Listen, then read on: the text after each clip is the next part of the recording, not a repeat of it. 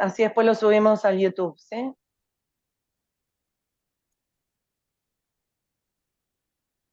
Bueno, creo que ya estamos, ¿no?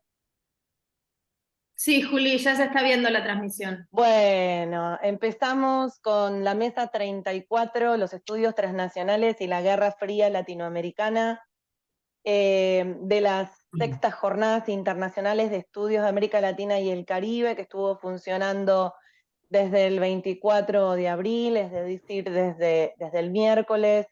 Son unas jornadas que organiza el Instituto de Estudios de América Latina y el Caribe, de la Facultad de Ciencias Sociales de la Universidad de Buenos Aires, y hace unos años empezamos a tener la modalidad mixta o virtual también, y a nosotros que organizamos esta mesa ya hace varios años, nos parece bueno seguir con la modalidad virtual porque tenemos una interesantísima representación de este campo de estudios de distintas partes del continente y de Europa, ¿no? O sea, porque hay gente acá de Costa Rica, de Chile, de Alemania.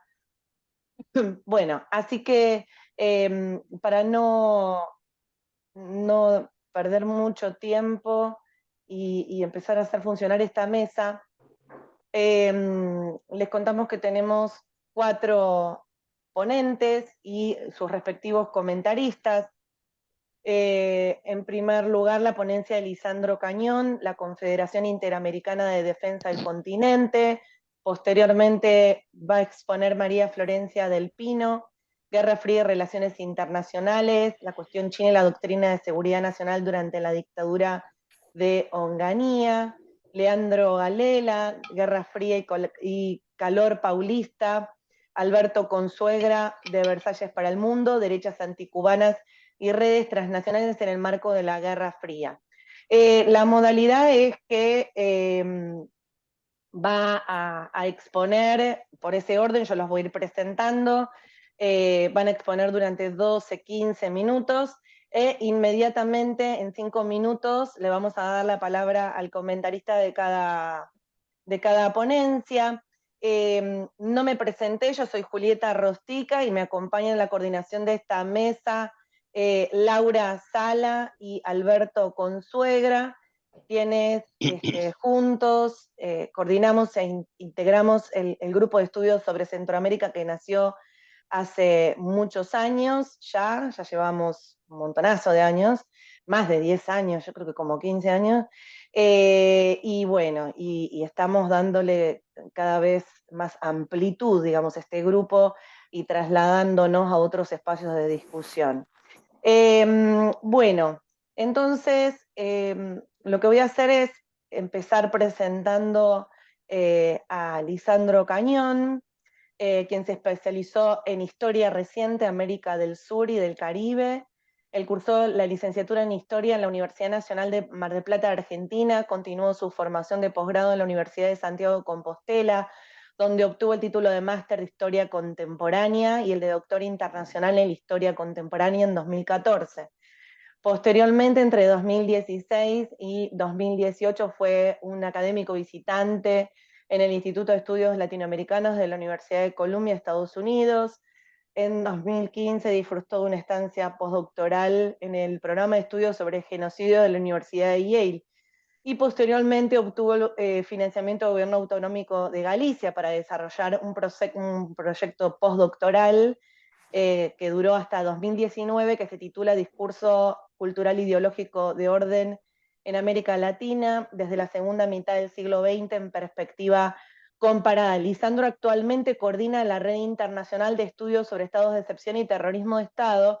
Y bueno, Lisandro, no sé si querés aprovechar para agregar alguna cosita más, tal vez de esta bio que tal vez no está actualizada el día de hoy.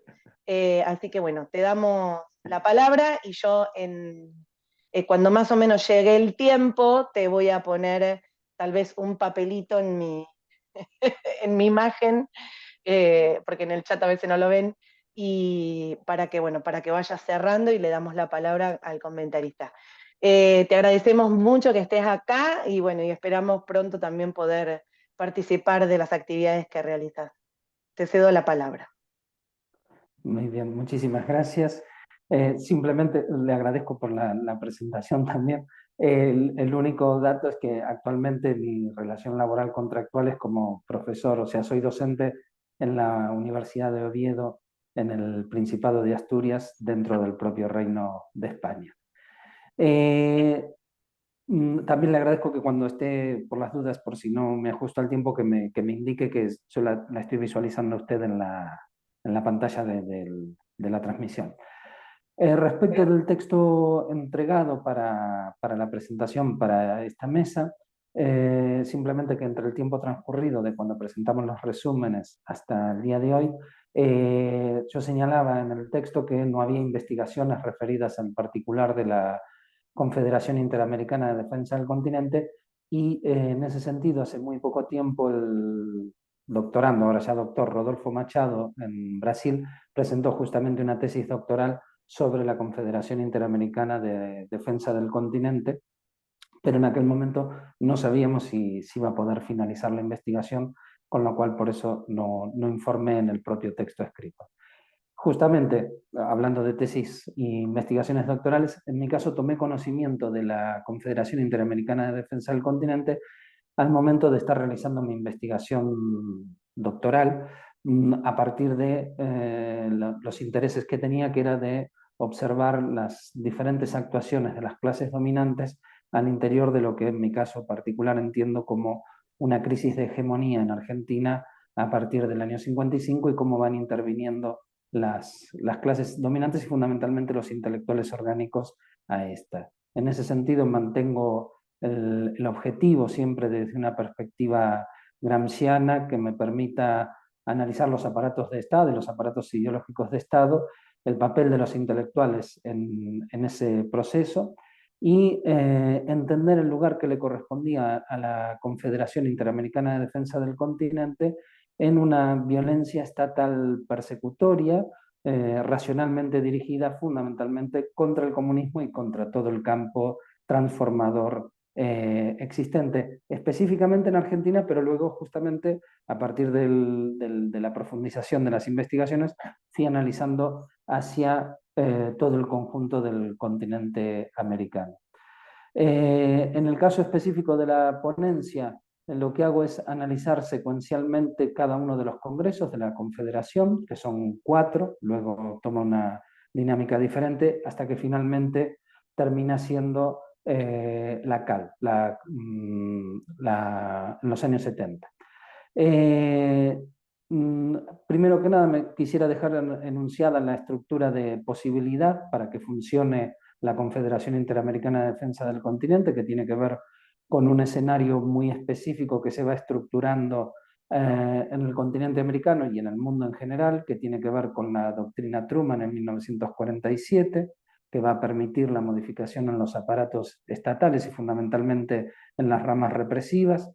Junto a ello, el Tratado Interamericano de Asistencia Recíproca, la 9ª y la 10ª Conferencia Interamericana, la de 1948 y 1954, la 4ª reunión de consulta de ministros de Relaciones Exteriores en 1951 y fundamentalmente el informe de fortalecimiento de seguridad interna de 1953, lo cual ya nos va colocando de forma muy clara en la senda de lo que está haciendo esa modificación en los aparatos estatales y sobre todo en la rama represiva que va a representar toda la estructura de las Fuerzas Armadas, volcándose hacia la seguridad interior que luego ya se consolidará con la influencia de la doctrina de seguridad nacional y la doctrina de la guerra moderna, que es aquella que surge después de las experiencias de derrota de los ejércitos imperiales franceses, tanto en Indochina como en Argelia. Ese es, digamos, y obviamente el macartismo, ¿no? En ese, que tiene que ver justamente con que Eisenhower en esos años, en el 54, ya acuerda con los franceses un respaldo, incluso la sustitución propia del ejército colonial francés en Indochina, lo que luego será la guerra de Vietnam. Este es el marco propicio al interior de las relaciones de fuerzas para emprender la formalización de una organización civil que aglutinase a los intelectuales de las clases dominantes en esta embestida anticomunista.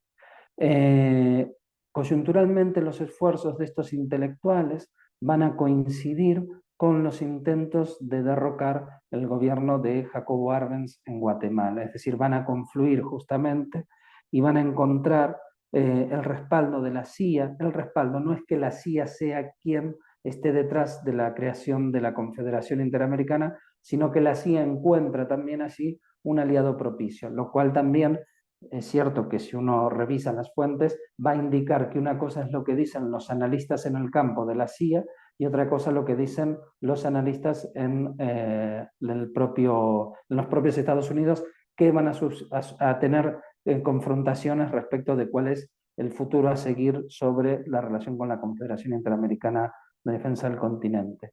Entre 1954, que es cuando se celebra el primer congreso de esta confederación, y 1958 se celebran 4 congresos.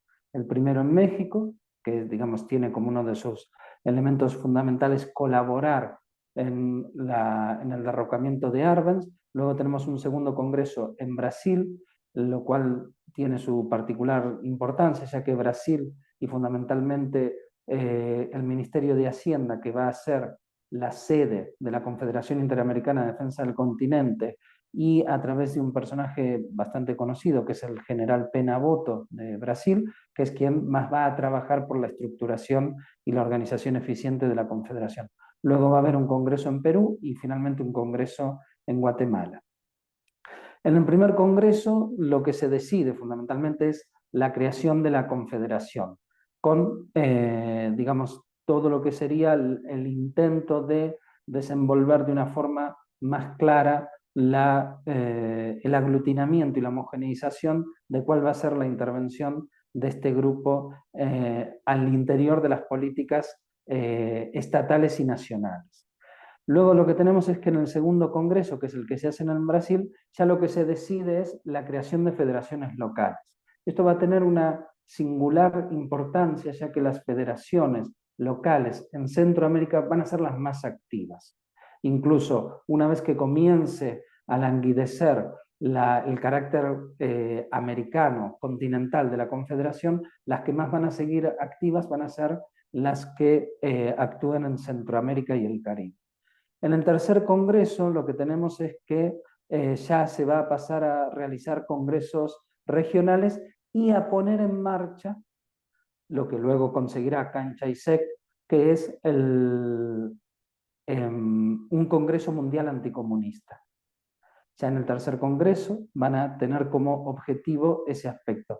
Hay que tener en cuenta que aparte de las propias delegaciones nacionales de los países americanos, participan observadores tanto de Asia, de Europa, como de Canadá y Estados Unidos, ¿vale? Que participan como observadores. En el cuarto congreso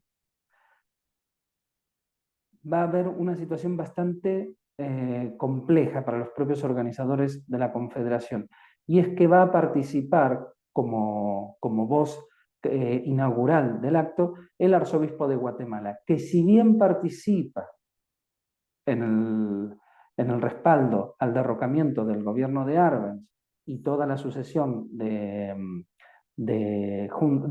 gobernantes militares que va a haber, lo que va a hacer Peralta Zurdía, si no recuerdo mal el nombre, es que va a denunciar abiertamente la represión masiva que se estaba llevando adelante en Guatemala y en algunos otros lugares del continente americano. Y justamente va a poner en entredicho el carácter, digamos, oculto que puede haber detrás del anticomunismo para en realidad perpetuar los intereses de las clases dominantes. Obviamente nadie responde al discurso inaugural del arzobispo, pero digamos queda ese registro de esa actuación.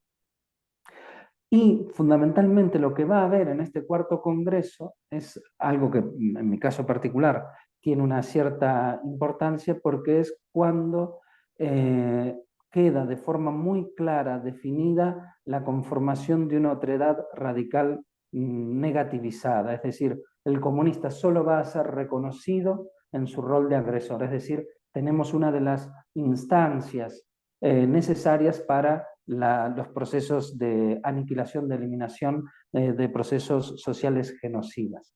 Esa situación es muy evidente y sobre todo con todo lo que tiene que ver con el lugar que desde nuestra perspectiva le colocamos a la Confederación Interamericana, que es un artífice necesario del fenómeno discursivo ideológico que va a configurar las formas de ver, estar y sentir la vida social en el continente americano durante la segunda mitad del siglo XX. En ese sentido, la Confederación Interamericana de Defensa del Continente parecería ser que constituye una comunidad discursiva que va a presentar los intereses sociales y consigue articular las tendencias sociales de diversos actores.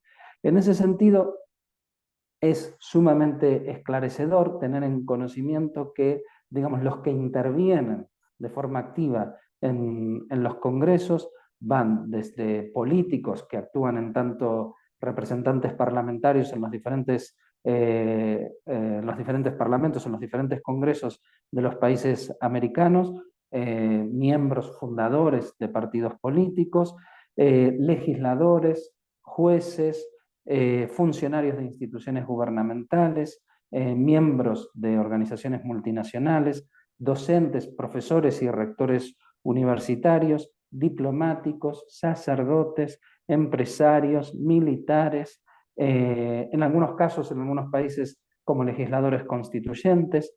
También son parte de los que van a redactar reformas constitucionales en algunos de los países americanos, miembros propietarios de periódicos, dirigentes obreros, fundamentalmente de sindicatos católicos, fundamentalmente, aunque no solo.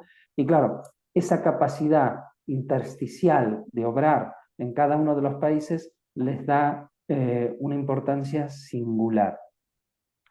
Y, digamos, lo que consiguen a través de la Confederación, fundamentalmente una vez que conforman, son una sección de la Liga Anticomunista Mundial, es, digamos, justamente tener una posibilidad de colonizar los aparatos estatales y los aparatos ideológicos de estatales para llevar adelante justamente una política de persecución contra el comunismo, contra los comunistas y contra todo aquello que fuera considerado desde las esferas del poder como tal cosa. Es decir, no simplemente son considerados comunistas los que tienen el carnet de afiliación del Partido Comunista, sino todos aquellos que son parte de organizaciones que apuntan a la transformación de las estructuras sociales.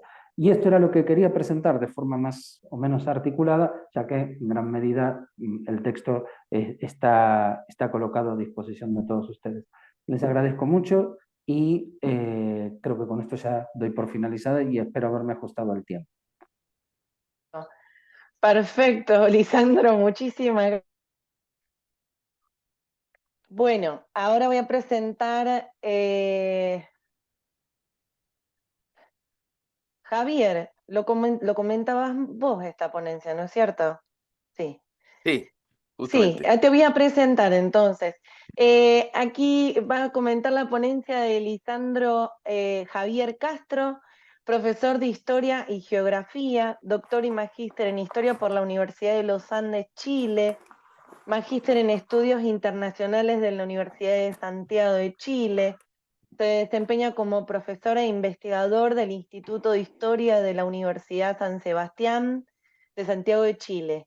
Ha sido también investigador visitante de la Universidad de Texas en Estados Unidos, postdoctorado en la Universidad Autónoma de Madrid, España, como becario de la Fundación Carolina. ¿En qué época fuiste? Porque sabes que yo también fui No, becaria de la recién, Fundación Carolina. recién Ah, el año mira. pasado. Ah, bueno, mira.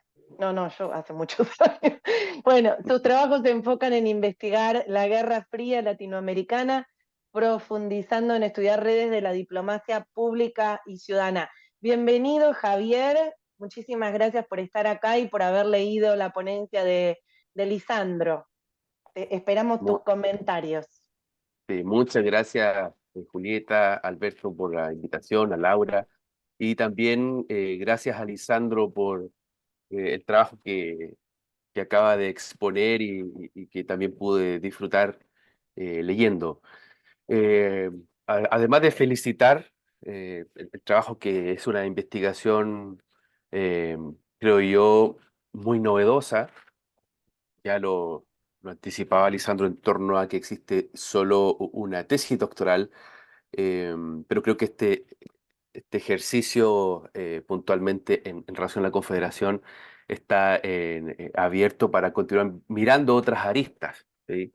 Primero señalar que el trabajo se adscribe, a mi parecer, a las corrientes que hoy día también son parte de los estudios de la Guerra Fría global, pero también la Guerra Fría latinoamericana. Se evidencia en el escrito la cooperación sur-sur, que sea entre China, Taiwán, también la cooperación interregional, cuestión que a mi parecer también, de alguna forma se va a conectar con el paradigma de la Guerra Fría descentrada, ¿no? Que ha trabajado Tania Harmer, Mari Petiná, entre otros, que creo que también podría servir para ir robusteciendo bueno, el marco teórico con el cual uno va a darle fuerza a los argumentos posteriores. Pero creo que está absolutamente evidenciada esa nueva manera también de interpretar los fenómenos, no solamente dependiendo de una visión norte-sur, mirando solo el bipolarismo de Estados Unidos, Unión Soviética, que es común en los estudios clásicos de la Guerra Fría, sino que, bueno, Lisandro también nos ofrece una mirada más fresca en esta Guerra Fría interregional, Guerra Fría descentrada, en la cual también aparece un segundo punto, que son las redes y circulación de ideas. Ya lo mencionaba también el autor, políticos, empresarios, religiosos, periodistas, jueces, funcionarios de Estado, militares, estudiantes, profesores, todo esto son parte de la narrativa que va construyendo esta confederación y le va, por supuesto, dando... eh, lo va encarnando, ¿no? Va encarnando un proyecto que en este también aparece un segundo, a mi parecer, un segundo vector relevante de identificar, y que muchas veces no hemos visto. Gran parte de lo que se ha escrito a nivel de seguridad hemisférica, de anticomunismo, eh, a nivel regional, también está mirado en una lectura interestatal, ¿no? Pero acá Lisandro nos ofrece otra bajada u otra interpretación en donde están estos actores no convencionales, aparecen organizaciones no gubernamentales, aparecen desde directores de periódicos hasta profesores y misioneros religiosos.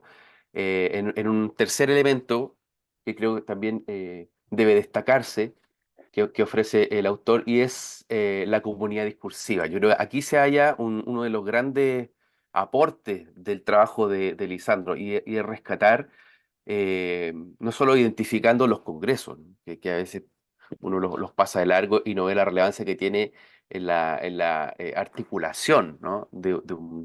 de un discurso o de un paradigma, sino que es una comunidad discursiva que va a moverse en dos planos también. Construye un manifiesto anticomunista latinoamericano. Y eso es algo que no hemos visto del todo, que no se ha trabajado con, insisto, en esta perspectiva más de integración eh, interregional. Y creo que el trabajo de Lisandro lo ofrece, y mi invitación es a seguir profundizando en este elemento. Hay una conformación de una doctrina muy latinoamericanista del anticomunismo en este manifiesto, pero por otro lado también nos presenta el marco de acción operativa, ¿no? El papel de la Iglesia Católica, el papel de las Fuerzas Armadas, el papel de los legisladores y también de los que construyen la política pública, los policy makers. Entonces, hay ahí una arquitectura que no solo queda en el manifiesto anticomunista, sino que lleva al plano operativo con el objetivo de concretar el frenar la expansión comunista en la región, pero además revertir los avances de la democracia de masas, que creo también hay una um, forma en la cual se trabaja durante el transcurso de la existencia de esta confederación, igualando estos objetivos, ¿sí? Entonces, también yo veo acá casi una prehistoria de la Operación Cóndor, ¿no? En una alianza internacional que es efectiva, ¿no?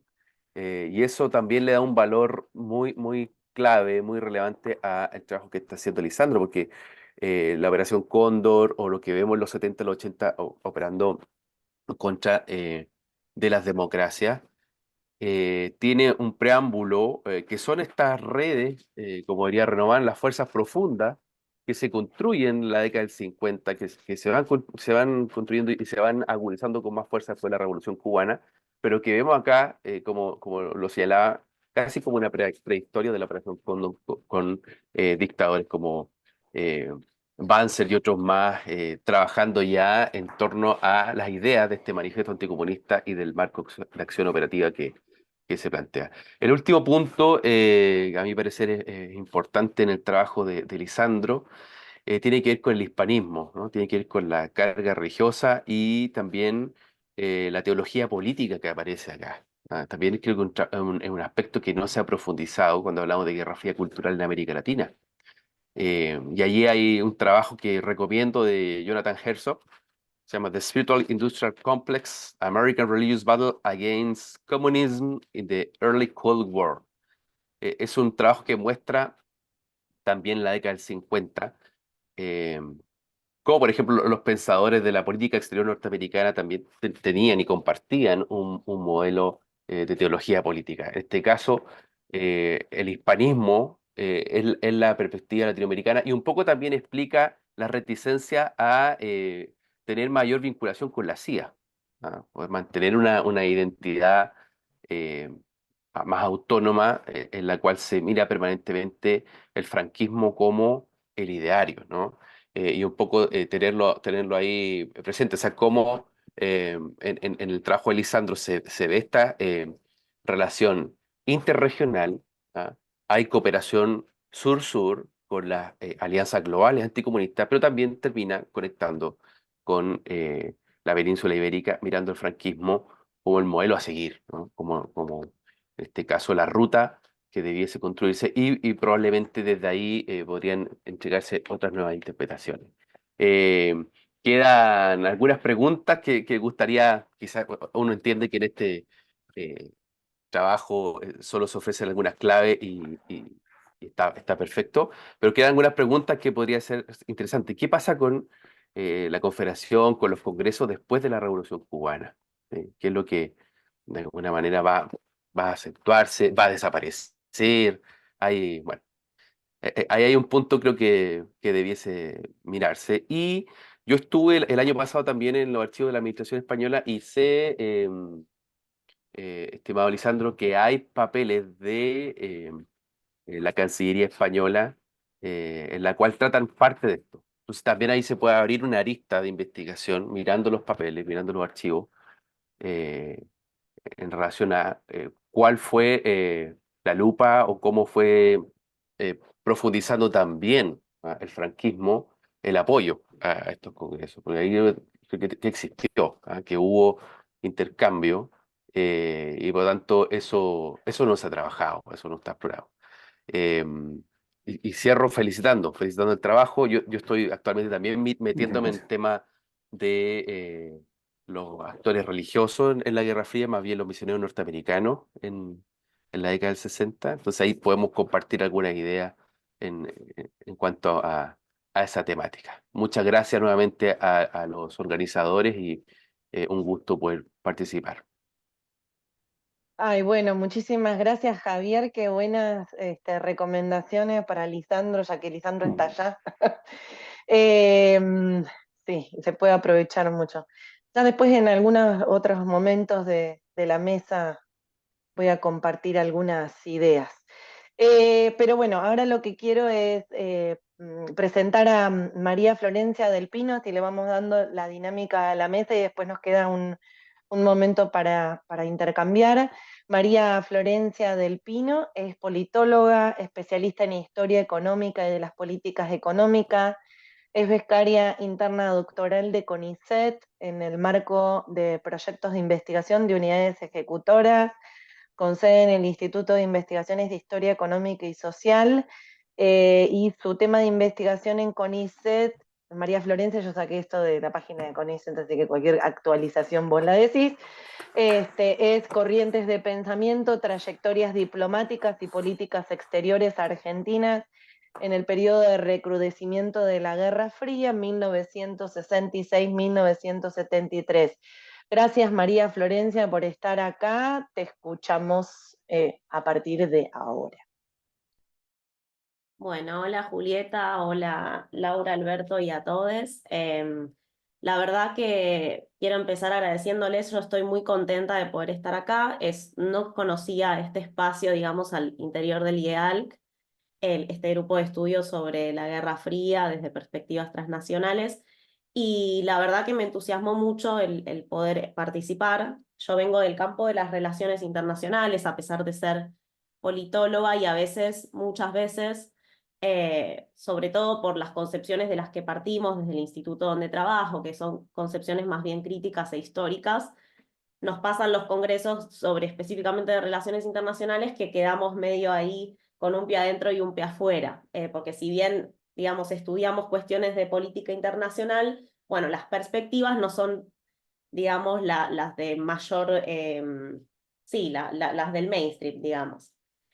Y en ese sentido, a mí me gustaría comenzar un poco con dos cuestiones, digamos, dos supuestos que hacen a mi objeto de estudio y yo creo que tienen algún punto de encuentro con esta mesa. Por un lado, la definición, digamos, o la concepción desde la que partimos en este trabajo, que tiene que ver justamente con que el Estado no es una institución dada, sino más bien una unidad contradictoria donde convergen justamente las fracciones de clases, siempre en disputa de las clases dominantes. Y en ese sentido, retomando un poco a Pulanzas, los aportes de Nico Pulanzas, la política exterior vendría a ser un resultado de es el estado de correlación de fuerzas entre las distintas fracciones de las clases dominantes. Y en ese sentido, lo que nos permite esta concepción es también ver que las alianzas con otros estados en el mundo y la priorización de esas alianzas depende fundamentalmente de, digamos, los intereses de estas fracciones de clase dominante, que a veces convergen, es decir, hay veces que esas fracciones siempre están apostando a una alianza en particular, pero a veces no. Esto también en algún punto nos permite pensar en los límites que son difusos entre lo interno y lo externo.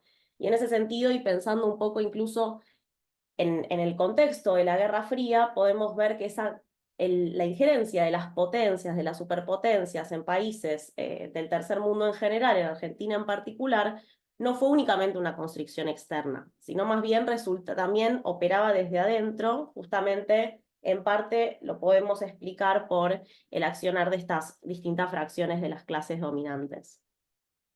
El otro punto que yo también creo que es interesante para compartir con ustedes y pensar en este marco de los estudios transnacionales sobre la Guerra Fría, es que si bien quizás yo en este trabajo justamente analizo las relaciones entre Argentina y la República Popular China. Y si bien hoy quizás es difícil pensar en la República Popular China como un país del tercer mundo en ese entonces, durante los años 60, así lo era. Digamos, la República Popular China era un país del tercer mundo, se posicionaba política e ideológicamente de ese modo, y entonces en ese sentido es el análisis, este trabajo es un poco el análisis de esa relación, digamos, entre Argentina y la República Popular, es una relación sur-sur.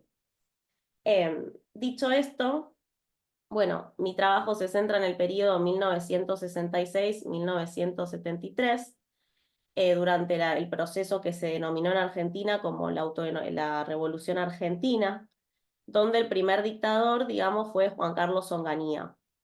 Y Juan Carlos Onganía era, digamos, expresión o desplegó un proyecto de desarrollismo autoritario donde justamente la idea era profundizar la industrialización de la industria pesada, pero con una fuerte presencia de los capitales extranjeros.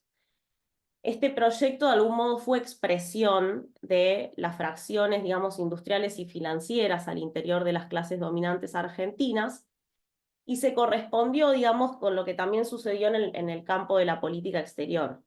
Onganía y estas fracciones de las clases dominantes ratificaron la adhesión argentina a la doctrina de seguridad nacional y a las fronteras ideológicas como concepción de seguridad, y tanto, digamos, esas decisiones adoptadas en el campo económico como en el campo de la política exterior, de algún modo llevaron a un alineamiento muy fuerte con los Estados Unidos, ¿sí? Lo que quiero decir con esto es que existió una correspondencia muy fuerte entre el proyecto de desarrollismo autoritario, la ratificación de la doctrina de seguridad nacional y finalmente ese alineamiento con los Estados Unidos. Todo esto condicionó muy fuertemente las relaciones entre Argentina y la República Popular China.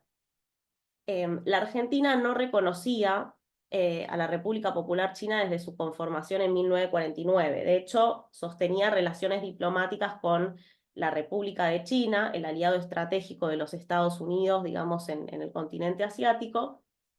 Pero si bien no había relaciones entre Pekín y Buenos Aires, sí se realizaban ventas importantes de granos argentinos de manera esporádica, ¿sí? ¿Qué es lo que pasa con la asunción de Onganía, digamos, y como expresión de este grupo de los sectores industriales y financieros? Todas esas ventas se cortan, ¿sí? Y el comercio con la República Popular cae abruptamente.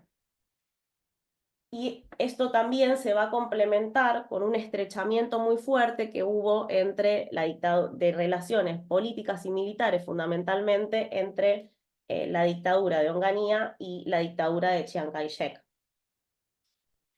Entonces, lo que un poco podemos pensar es que los vínculos entre Argentina y Estados Unidos, digamos, en este periodo, fueron una base muy sólida para que estas dos dictaduras, es decir, Chiang Kai-shek y Onganía, puedan estrechar lazos. No obstante, creo también, quizás en esto yo me sumerjo un poco en el trabajo, no tan en profundidad, es importante también destacar que las relaciones entre la dictadura china y la dictadura argentina también tuvieron un carril propio, es decir, excedieron en el tiempo la dictadura de Onganía y además involucraron actores diversos, ¿sí? El compañero hablaba hace un rato, por ejemplo, de lo que fue la creación de la Liga Anticomunista Mundial. Bueno, Argentina al principio no va a tener un rol muy importante, pero sí después más entrados los 70. Para 1968, no obstante, lo que vamos a ver es ciertos cambios en la política exterior hacia la República Popular China, que en realidad van a ser expresión de cuestiones más generales. En 1968, el presidente de los Estados Unidos, Lyndon Johnson, va a levantar el embargo cerealero que se mantenía en la República Popular China desde la Guerra de Corea. Y lo que va a ser interesante es que este hecho no va a pasar desapercibido por parte de la Cancillería Argentina, que en un cable secreto lo que va a leer esta situación diciendo este hecho, este gesto de Washington a Pekín, más que una determinación económica, es una disposición, digamos, política. Esto va a combinar además que para 1969 el proyecto de Onganía y esta idea de la industrialización, digamos, a partir de la injerencia del capital extranjero, va a encontrar sus límites. ¿Por qué? Porque no era únicamente una industrialización dependiente del capital extranjero, sino que aún seguía dependiendo ese proceso de industrialización de las divisas provenientes de la venta de productos primarios. Entonces este sector, el de los terratenientes argentinos y de los monopolios exportadores, había quedado relegado hasta ese momento del proyecto económico de Onganía. El problema es que para 1969 Onganía trata de volver digamos, darles un lugar, pero es demasiado, digamos, un poco tarde. ¿Esto cómo se va a expresar en las relaciones entre Buenos Aires y Pekín? Bueno, en 1968 Onganía, el embajador argentino en Japón, Juan B. Martín, va a realizar una visita a Hong Kong con el objetivo de retomar las negociaciones por la venta de granos argentinos a la República Popular China, que no va a tener éxito, pero un año después, este mismo señor, digamos, va a ser nombrado canciller de la República Argentina, ¿sí? Esto que un poco nos demuestra, bueno, un poco el avance de estos sectores, porque además Juan B. Martín era un perteneciente, digamos, a los grupos empresariales que representaban al agro, el avance un poco de esos sectores sobre los grupos industriales y financieros que hasta ese momento habían llevado la hegemonía en el bloque, en el poder. Entonces, un poco para concluir, espero no haberlos mareado, un poco esta idea, ¿no?, de los cambios en la política exterior hacia la República Popular China se explica en torno a esta reconfiguración en el bloque, en el poder que empieza a aparecer hacia 1969, y que se va a consolidar justamente hacia 1971, cuando quien asuma la dictadura va a ser Alejandro Agustín Lanusse, también un representante de los terratenientes, digamos, de la provincia de Buenos Aires y de La Pampa. Y que además Lanusse va a romper con esta idea de la doctrina de seguridad nacional para reemplazarla por la idea del pluralismo ideológico, ¿sí? Obviamente pensando justamente en el poder comerciar con todos los países socialistas. Bueno, muchas gracias. Bueno, muchas gracias, Florencia. Y la ponencia de Florencia la va a comentar Laura Sala, quien es sociólogo. No te voy a presentar yo, te vas a presentar vos. Bueno, te presento. Laura es socióloga, es magíster en estudios latinoamericanos por la UNSAM, también doctora de Ciencias Sociales por la Universidad de Buenos Aires. Ella es profesora en la Universidad de José C. Paz y tiene ahí distintos proyectos de investigación. Conjuntamente, y coordina también el grupo de estudios de Centroamérica, y conjuntamente también dirigimos algunos proyectos de UASIT y de agencia y demás.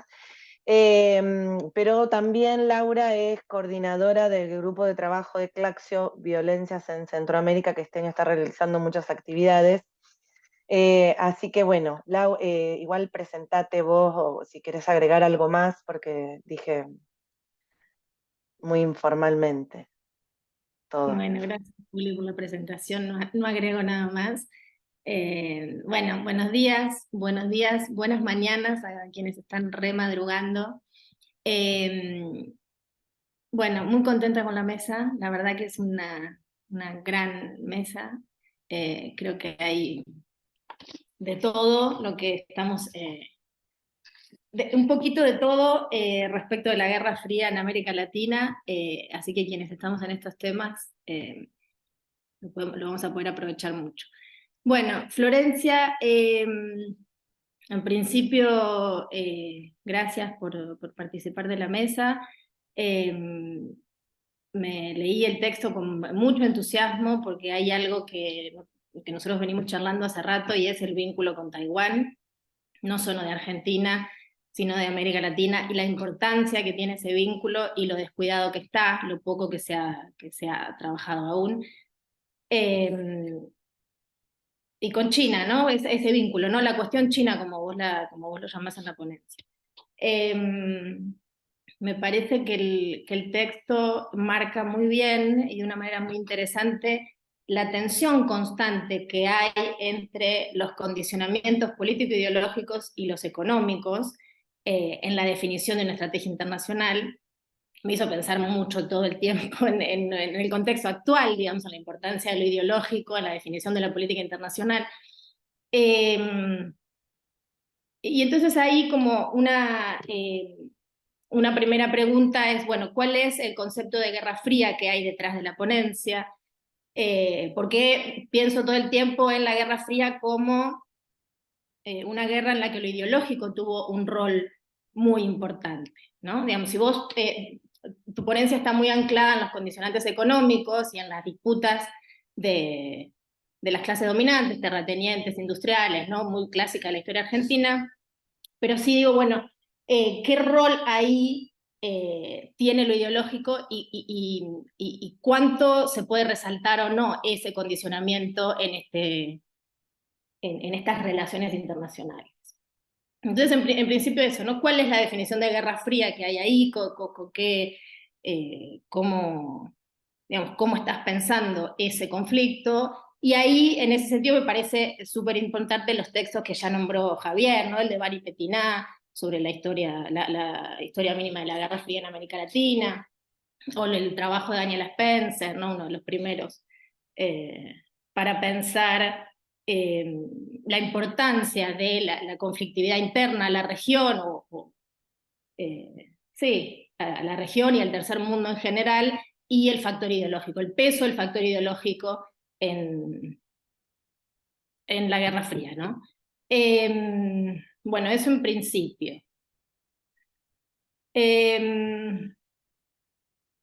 Luego vos decías, recién el texto está escrito, pero recién lo remarcaste muy bien, que las relaciones entre Argentina y Taiwán tienen como base a Estados Unidos y la doctrina de seguridad nacional y la idea de fronteras ideológicas,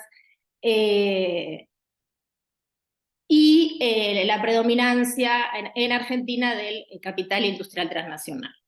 Pero también decís, y en el texto queda como una nota al pie, y recién lo remarcaste, pero tuvieron un carril propio. Y a mí me interesó fundamentalmente ese. ¿Cuál es ese carril propio, ¿no? En el que fueron esas relaciones? Porque si fue Estados Unidos y la doctrina de seguridad nacional lo que hizo posible esas relaciones, que es un factor completamente externo, bueno, eso nos explica un montón de cosas, pero si después vemos que hay un carril propio, ¿cuánto se puede poner en tensión esta otra idea de que fue la doctrina de seguridad nacional y Estados Unidos el que hizo posible esa relación, ¿no? Digo, ¿qué puede suceder si indagamos en ese carril propio con el resto de lo que planteamos respecto a Estados Unidos? ¿No? Digamos, cuánto ese condicionamiento externo de Estados Unidos, que claramente está y que estuvo en América Latina presente, pero cuánto se puede matizar si indagamos en ese carril propio. Y eso que me parece que es algo que es lo que nos falta estudiar. Nos falta estudiar a quienes estamos trabajando el periodo, ese vínculo, ¿no? Ese vínculo con Taiwán, de América Latina con Taiwán, que es lo que está, bueno, lo está trabajando Lisandro, está trabajando Javier, digo, pero queda claro, ya como lo dijeron ellos, que falta, ¿no? Que falta mucho trabajar en esa perspectiva. Y en ese sentido, estas preguntas vinculadas a eso, ¿qué implicó esa relación? Digamos, ¿qué intercambios hubo concretamente entre Onganía y Taiwán y Chiang Kai-shek? ¿Qué daba uno, qué daba el otro? ¿Cuánto de ese vínculo influyó en la construcción de la doctrina militar argentina? También, ¿no? Digamos que seguramente algo de eso hay, porque hay la Escuela de Guerra Política de Taiwán fue muy importante para toda América Latina. Bueno, eso por otro lado, y luego me parece que hay un hilo muy, muy interesante para tirar ahí respecto de esto que vos llamás la cuestión china. Bueno, ¿qué era la cuestión china concretamente? ¿Cómo lo entendían las Fuerzas Armadas argentinas? ¿Qué parámetros, digamos? ¿Cómo concebían esa cuestión? ¿No? Más allá de, bueno, sí, había un tema ahí que una China comunista y la otra no, pero bueno, ¿qué más implicaba para las Fuerzas Armadas argentinas que estaban en el gobierno, ¿no? ¿Cómo construían esa idea de la cuestión china? Bueno, eso. Después, recomendarte también un texto de Julieta sobre la Conferencia Anticomunista Latinoamericana, y que, digamos, para ampliar un poco esa parte.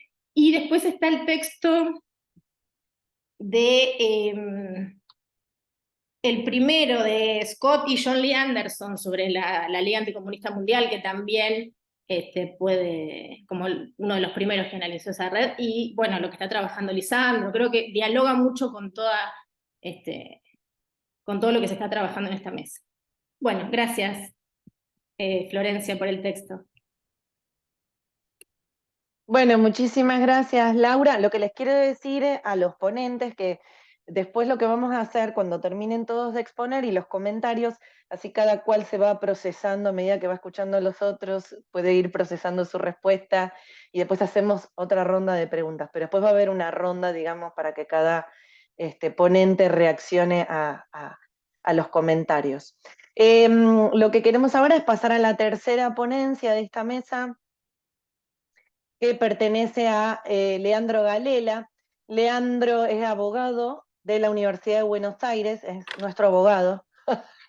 Es licenciado en Artes y Filosofía y Letras de la Universidad de Buenos Aires.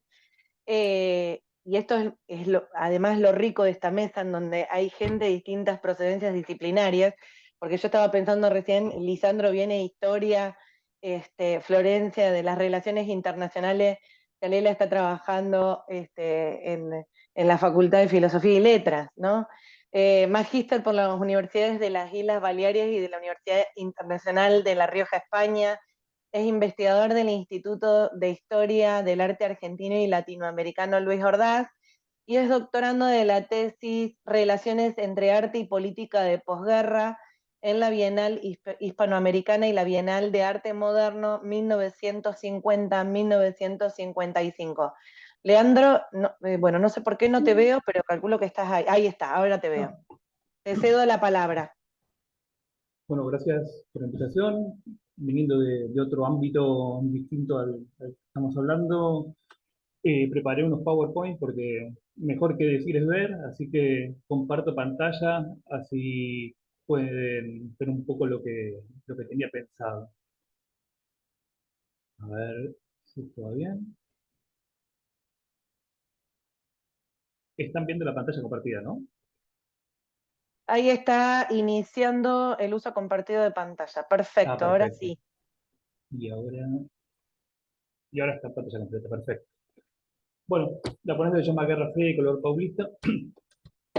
Como recién dijo Julieta, pertenece a una parte de la investigación doctoral, en el cual trabajo comparativamente dos de las primeras bienales del mundo, que son la de Sao Paulo y Panamericana, la que organiza Franco, que tiene tres ediciones, y después desaparece, la Paulista continúa hasta la actualidad. En el contexto de la Guerra Fría, el arte fue también uno de los campos en discusión, una de las formas de plantear supremacía cultural. Es así que ya en Estados Unidos la creación del MoMA por parte de la familia Rockefeller en el transcurso de la Segunda Guerra funcionó como una usina intelectual transmitiendo material por radio y por film a Latinoamérica, comentando y difundiendo y proyectando el estilo de vida norteamericano. Después de la Segunda Guerra, se remodela el proyecto del MoMA y se le da mucho valor al trabajo de su fundador, Alfred Barr. Para los que venimos de arte, como uno de los padres teóricos del arte moderno, y este gráfico que está acá, y hay otro que es la síntesis de esto, que se llama El Torpedo de Barr, es como muy básico y muy recordado. La idea de este hombre es que el poder crear un movimiento artístico propio de Estados Unidos que no tenga una larga tradición. Entonces, algo propio que no le deba más que antecedentes que se pueden graficar acá. Pero no hay una relación tan directa de siglos, sino que son referencias. Y básicamente ese arte va a ser el arte abstracto, geométrico o no geométrico. Es así como hay un libro clásico que es Cómo Nueva York le robó el arte moderno. La idea es cómo se lo robó a Europa, porque estamos pensando que el último bastión del arte moderno era la Escuela de París. Después de la guerra, el MoMA pasa a ser el faro del arte moderno y empieza a transmitir desde ahí su influencia. Y esta influencia tiene un gran valor en el contexto de la Guerra Fría, en el cual empezó a desarrollar ahora.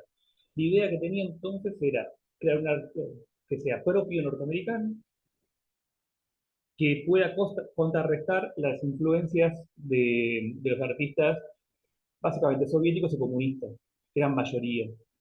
Eh, en este contexto aparece Brasil como potencia regional, después de haber terminado la Segunda Guerra Mundial, se empieza a industrializar, empieza a haber un proceso de dejar el campo y volver a las ciudades, sobre todo en Sao Paulo, y uno de los hombres más ricos del mundo, el más rico de Brasil, Chichiro Matarazzo, un hombre que tiene una fortuna comparable a la de Rockefeller, con 365 empresas, entre las cuales había fundición, maquinaria pesada, automotrices, y después de uso de consumo diario. Y una relación con una mujer también de alta alcurnia y de poder de los cafetales, que es Yolanda Pentado, y este matrimonio quiere ubicar al país, sobre todo Sao Paulo, dentro de la esfera de las ciudades modernas, pujantes y desarrolladas. Una de las formas de hacerlo era tener acceso a los bienes culturales más elevados, como el arte, las bienales, la arquitectura. Es así que plantea el proyecto, primero crea el Museo de Arte Moderno, pero plantea el proyecto de una bienal. Pensemos que hasta ese momento la única bienal en el mundo que existía es la Bienal de Venecia. Se estaba gestando la de Hispanoamericana, la que organiza el gobierno franquista, pero no existía otra bienal. Entonces es lo novedoso de que fuera del eje cultural tradicional, en un país alejado como Brasil del centro cultural, se plantea esta modificación. Se contacta con Rockefeller y se firman unos acuerdos. Perdón, vale la pena aclarar, Matarazzo tenía una amistad personal con los Rockefeller.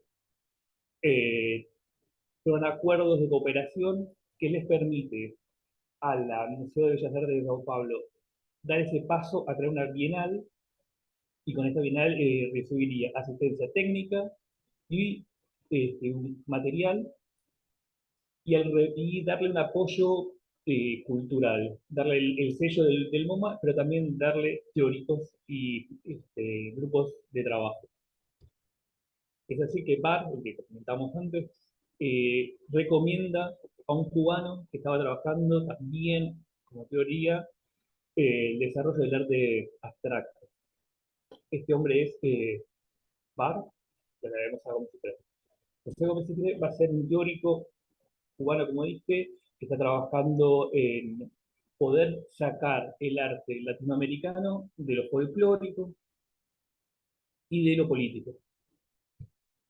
En ese momento, acá son algunos de los trabajos, llegó a ser un hombre más adelante, en los años 60, 70, conocido en el ámbito y caricaturizado por ser quien definía lo que era bueno y malo dentro del contexto del arte moderno en Latinoamérica. Pero a lo que iba es que Gómez Citré está proponiendo un tipo de arte como este.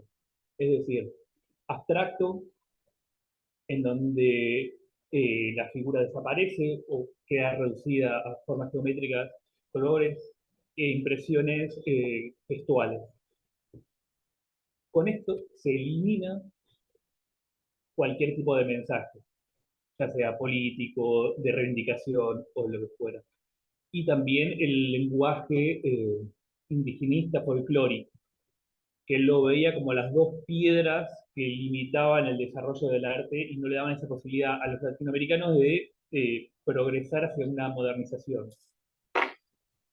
Por otro lado, esto también servía a Estados Unidos, a su discurso de, primero, de desarrollar el arte abstracto, y segundo, contener el arte muralista mexicano, que estaba desarrollando desde hace tiempo atrás, y el folclórico, este tipo indigenista que se llamó en Latinoamérica. En Brasil, el arte con experiencias políticas traje algunos casos anecdóticos para que se vea un poco de lo que estoy hablando, partiendo de que no somos todos de arte. Molinari con café es el desarrollo de cómo se trabajaban los cafetales, justamente el territorio de riqueza de su mujer, de la mujer de Matarazzo. Y son otros, el de Brasilda do Amaral, que es una mujer de clase alta, pero que tiene un doble discurso pictórico. Cuando pinta a sus colegas de clase, hace un retrato tradicional de estudio, por ejemplo, de alguna manera, y tiene una variante que son estas obras de carácter social. Es una esclava que era de la familia de Amaral, donde se permite tener ese lenguaje pictórico moderno y tener cierta denuncia, cierta inquietud social, por llamarlo de alguna manera, o el de operario. Para que se entienda la diferencia entre lo que estamos hablando de diferentes tipos de arte, diferentes concepciones de arte. En la Bienal de Venecia del año 50, lo que se estaba exponiendo, este es el pabellón japonés de esa Bienal, hay pocas fotos de esa época, es difícil conseguir algo de material, esto es del propio archivo de la Bienal, es el pabellón japonés, y ahí se exponía arte figurativo, pero con el lenguaje tradicional, aparte de ser figurativo, vemos una geisha, aves, plazas, y la forma de exponerlo también, ¿no? Las cuatro paredes, el espacio blanco, la impresión desde arriba, y acá abajo el otro es el pabellón de Yugoslavia, eh, que también, por lo poco que se puede ver las esculturas, se ve el realismo soviético. En el mismo momento que se está haciendo la Bienal, como dije, en paralelo, realmente se inaugura una semana antes. Por eso es la segunda Bienal más antigua del mundo hispanoamericano. En España se está haciendo esto. Este es el afiche promocional. Esas son la escultura ganadora del Gran Premio y la pintura ganadora del Premio. Lo que quiero marcar con esto es que el afiche muy clásico, es una imagen y letras con una tipografía fina y clara, y el retrato, perdón, el afiche muestra un detalle de una obra del Greco. O sea, estamos citando siglo XVI. Y los premios, bueno, se ven una figuración clásica de un retrato y una escultura que podría tener 50 años de antigüedad, pero bueno, se gana ese momento como la obra de la Bienal. Manteniendo este discurso abstracto que hablábamos en Brasil, la contracara es esto. Este es el afiche promocional de la Bienal, una abstracción geométrica, planimetría, colores, las letras se mezclan con el texto, perdón, las letras se mezclan con el dibujo, y este es el catálogo. Una abstracción orgánica y movimiento, hay colores planos también, de nuevo las letras se mezclan, aunque en este tipo de letras ya es más tradicional, pero bueno, ya se mezcla, hay otro tipo de grafía de letra acá abajo, nada que ver con la figuración y el academicismo del anterior. Y estas son las obras premiadas. Es acá que se ve cómo el discurso del MoMA, cómo el discurso de Cicerón se hace carne. Es decir, esta obra, que es la primera escultura, perdón, el primer premio en escultura de Max Bill, Unidad Tripartita, es una abstracción que permite un juego de recorrido circular con diferentes formas en cada momento, es acero pulido, bueno, una obra particularmente interesante para la época y muy referenciada. De hecho, fue cuestionada, fue estudiada y fue ovacionada. Y esta es el primer premio en pintura. Si comparamos con el retrato de la mujer sentada, podemos ver la diferencia, una abstracción. Si bien se puede identificar un cuerpo, si le ponemos viendo el nombre, copa de café, y acá unos colores que harían referencia, pero no hay ninguna figuración clara. De nuevo, un juego de colores. Y esta es la forma que se exponía. Hasta la forma de manejar el museo, bueno, las salas fue distinta. Se iluminaba por tubos de luz, había mamparas donde se exponía, y lo que vemos, esta es la obra premiada, acompañada de obra, acá hay alguna figuración cubista, pero de abstracciones, acá hay otro tipo de obra, que se está exponiendo también, el grado de abstracción acá también. Y estas fotos me parecieron interesantes de la Pintura Bienal porque muestran dos cosas que tienen que ver con el discurso que se contradecía, ¿no? O sea, estamos hablando de nuevo de una exposición moderna que habla del desarrollo cultural de Brasil, de la pujanza que puede codearse con las mejores y las principales finales del mundo, con el arte abstracto, pero vemos a los operarios en sandalias de cuero artesanal, pasando con sus pies, ilustrando la madera, con las camisas rotas, y que son operarios que venían sin ningún tipo de formación de alguna otra tarea, y acá lo vemos lo mismo, o sea, uno de los operarios de montaje sentados sobre una escultura, una cuestión. Y esta foto es propia del archivo de la Bienal, muestra inclusive cómo se estaba trabajando en ese momento y lo novedoso del planteo, porque no había ni siquiera instrucción para el material. Bueno, la primera Bienal fue un éxito en cuanto a público. Los países intervinientes fueron 25, 700 artistas, 1800 obras. Con esto quiero marcar el nivel de cantidad de invasividad de la acción, lo que estoy un poco jugado con el tiempo. Esta es la segunda bienal, que lo que quiero demostrar con esto es que se proyectó el arte geométrico y quedó como base del proyecto que se importó desde Estados Unidos y se contuvo, ahora vamos a ver, hubo más artistas presentados, 33 países, 3.700 obras, lo cual habla de una cantidad importante ya a nivel actual inclusive, y se trajo el Guernica de Picasso.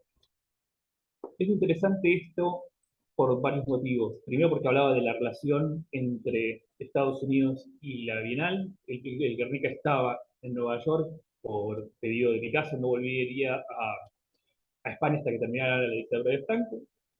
Pero llega el Guernica y acaba el juego de palabras y no los desastres de la guerra, con el juego de palabras con Goya. En el sentido de que llega el Guernica, pero llega la obra, llega la gran obra del siglo XX, llega la gran obra de Picasso, pero se contiene el mensaje político y se desarrolla solamente esto que cuento, como la victoria diplomática de haberlo conseguido, el orgullo de tener esa obra y lo importante de la obra como referente histórico y turístico. Bueno, la muestra nuevamente fue masiva, se hicieron largas colas para entrar, lo que se ponía era mucho Picasso, hasta se tuvo que usar a la policía para vaciar salas al finalizar las obras. Esos son algunos de los carteles. Leandro, te quedan 2 minutos, aviso. Perfecto. Estos son algunos de los carteles en donde se ve la posición de cómo se mantuvo hasta la actualidad como referente. Bueno, un poco los objetivos conseguidos por la Bienal y por esta idea de poder poner a la Bienal como ubicación en el mundo. Sobre todo, se creó un evento masivo que creó un gusto. Hoy es el referente mundial del arte abstracto de la Bienal de Sao Paulo hasta la actualidad, y se pudo contener claramente porque el desarrollo del gusto popular también fue RFI masivamente. Y no se volvió al folclorismo ni de manera pública tampoco. Bueno, hasta ahí llegó. Gracias. Ah, pero te quedaba 1 minuto todavía. Bueno, Bueno, buenísimo, Leandro, fantástico porque nos mostraste imágenes. Bueno, y esta ponencia la va a comentar Rodrigo Vélez, que él es guatemalteco, pero está en Alemania. La verdad que las cosas que está investigando Rodrigo son muy buenas, es fantástico. Así que Rodrigo, no lo tenemos como ponente, pero lo hemos invitado como comentarista para que esté acá con nosotros, así que le agradecemos un montonazo. Entonces, bueno, voy a presentarte. Rodrigo, ¿te veo? A ver, ¿está por ahí? Sí. Rodrigo es historiador y doctor en historia. Bueno, ahora, porque esa parte no me la mostraste, no me la pusiste. Es investigador asociado del Instituto sobre América Latina de la Universidad Libre de Berlín y también investigador visitante de la Universidad de Leeds en Inglaterra. Y trabajó los intereses de países del Cono Sur en el inicio de la Guerra Fría en la Gran Cuenca del Caribe. Si querés agregar algo, Rodrigo, porque este es el momento de fama total. Así que si querés agregar, No, no, la agregarlo. verdad, Gracias. no, la verdad no solo era, quería más remarcar esa parte porque, bueno, Leandro, bueno, yo soy centroamericano y Leandro está estudiando Brasil, entonces sí quería agregar que por ahí lo que estoy haciendo ahora tiene que ver precisamente con la política exterior de los países del Cono Sur, Chile, Argentina, Uruguay, y Brasil hacia la región, ¿no? Hacia Centroamérica, el Caribe, México y Venezuela. Entonces, por ahí es que me pareció bastante interesante lo que está haciendo Leandro. Leandro, yo no conocía tu trabajo y pensé que eras brasileño, entonces tenía también una parte de comentarios que tienen que ver con eso, pero siento que ahora, y con la presentación, que siento que complementa bastante bien el texto yo sentía precisamente que le faltaba tal vez esa parte del análisis de las obras para que hubiera mucho mayor claridad en qué exactamente estabas planteando. Pero bueno, entonces más allá de cuestiones de forma, como algunas cositas como de dazos, algunas cuestiones de ortografía o de uso de tiempos verbales, que eso es muy común, ¿no? Que a veces uno está hablando presente, se va al pasado y más allá de esas cosas mucho más formales, me gustaría enfocarme en cuestiones más de fondo, básicamente historiografía, fuentes y algunas cuestiones que tienen que ver con contenido. Sobre historiografía, creo que es un texto que se recibe muy bien en lo que se está haciendo ahora sobre las batallas culturales de la Guerra Fría. Creo que es una excelente investigación, sí, que va a ayudar y que va a ampliar lo que se conoce hasta ahora sobre las batallas culturales de la Guerra Fría, sobre todo en un momento tan temprano, en un momento de transición, en donde ocurren varias cosas, no solo desde la posición de Estados Unidos hacia América Latina, sino como lo planteaste también en algunos momentos del texto, dentro de la política doméstica brasileña, ¿no? Es un proceso de transición, de mucha tensión entre la primera presidencia de Getúlio Vargas, que termina dramáticamente con el golpe de 45, la presidencia del mariscal Eurico Dutra, y después el regreso de Getúlio Vargas otra vez, que dura poco, está también lleno de problemas y termina con, para ponerlo aún más dramático, termina con su suicidio, ¿no? En el 54.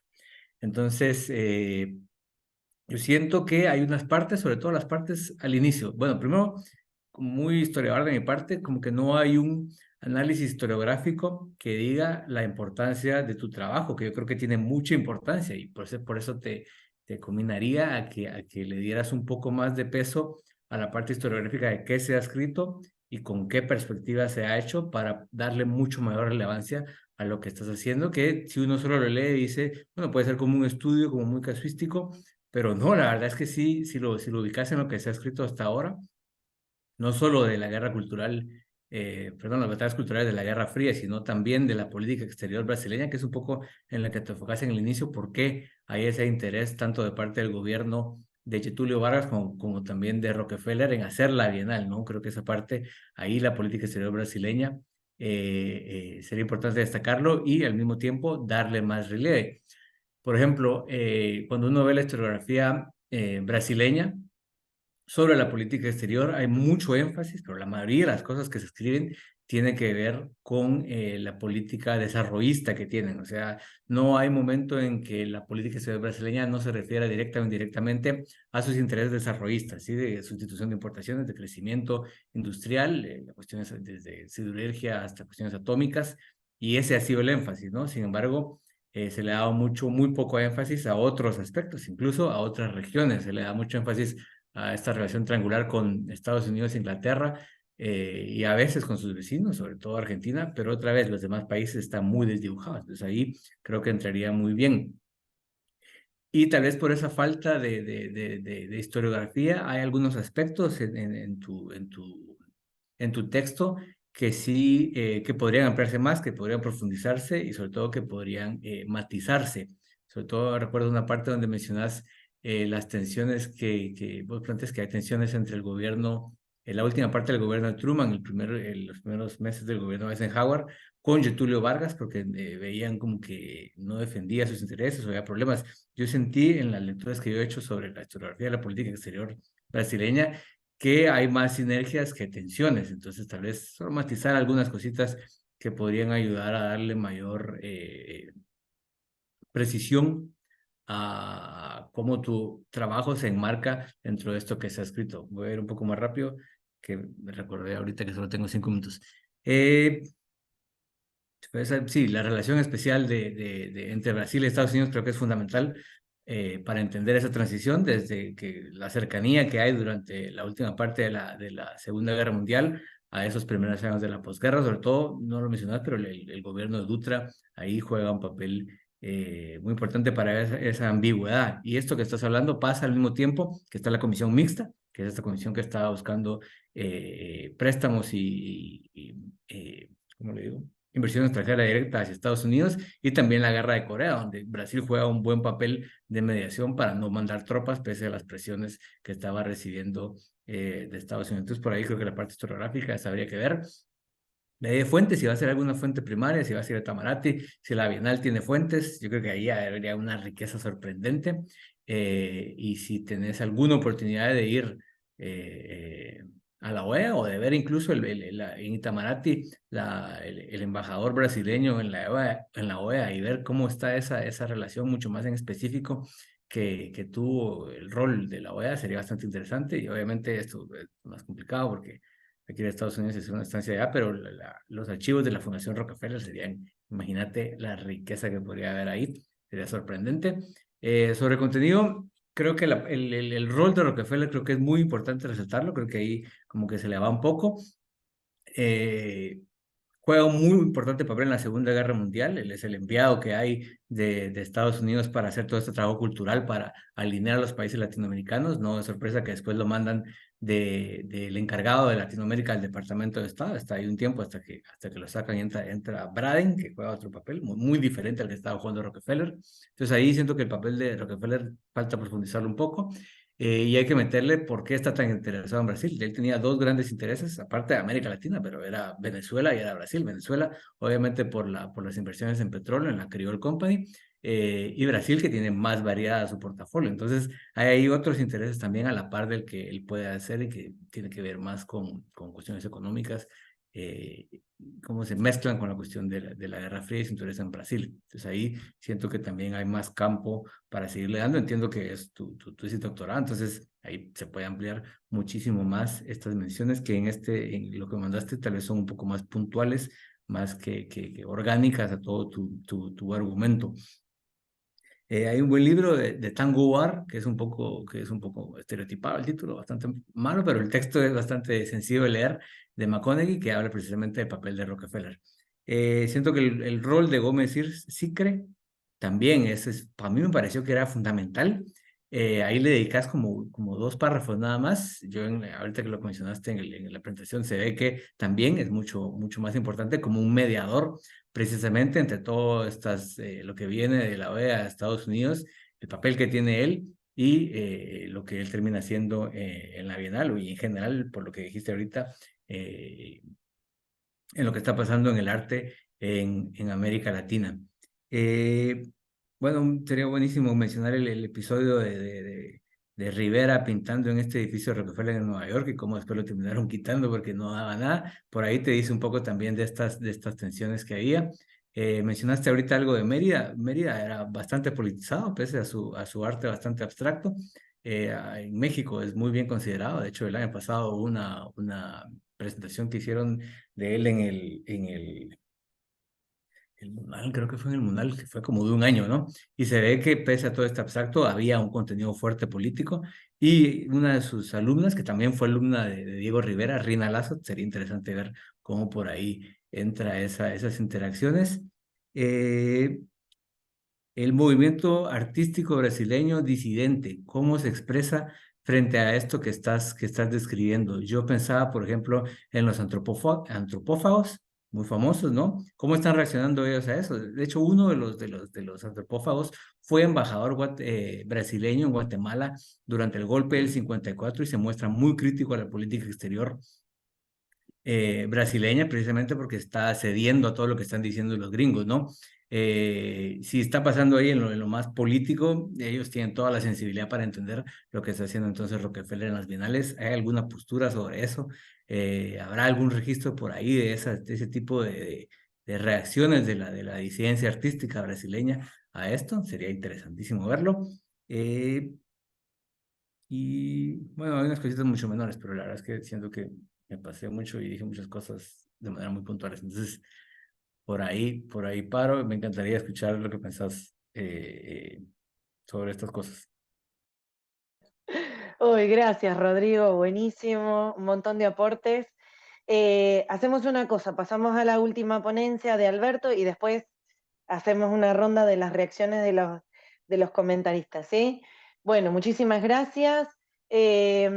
Bueno, ahora pasamos a la última ponencia de esta primera sesión de la mesa.